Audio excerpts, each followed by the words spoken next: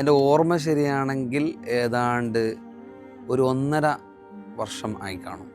ആ സമയത്താണ് അവർ അഡ്മിഷന് വരുന്നത്. ഒരു 10-55 വയസ്സുള്ള ഒരു സ്ത്രീയാണ്.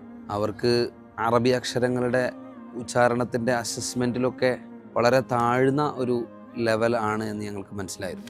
അക്ഷരങ്ങളുടെ ഉച്ചാരണങ്ങളൊക്കെ അതിൻ്റെ അടിസ്ഥാന കാര്യങ്ങൾ തൊട്ട് പരിശീലിപ്പിച്ചു തുടങ്ങേണ്ടതുണ്ട്. പക്ഷേ അൽഹംദുലില്ലാ അവർ ഖുർആൻ എന്നത് ഹൃദയത്തോട് ചേർത്ത് വെച്ച ആളാണ്. അക്ഷരങ്ങൾ തൊട്ട് അവർ പഠിക്കാൻ തുടങ്ങി. അവരുടെ പ്രോഗ്രസ് ഞങ്ങൾക്ക് വിലയിരുത്തുമ്പോൾ ഒരു സ്റ്റീപ്പായിട്ടുള്ളൊരു വളർച്ചയാണ് കാണാൻ പറ്റിയത്. ഇപ്പോൾ ഈ 1.5 വർഷമായി ഇവിടെ നിൽക്കുമ്പോൾ അവർ ദിവസം എൻ്റെ അടുത്ത് 2 പേജ് ഖുർആൻ ഓതിയാൽ 3-4 തെറ്റുകളെ എനിക്ക് പറയാൻ കഴിയുള്ളൂ. അത്രയും വലിയൊരു പുരോഗതി അവർ കൈവരിച്ചു കഴിഞ്ഞു.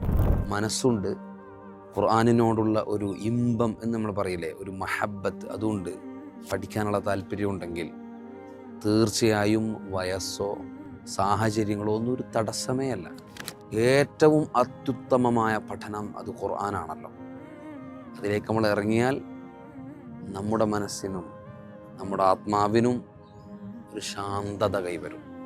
അള്ളാഹു അനുഗ്രഹിക്കട്ടെ.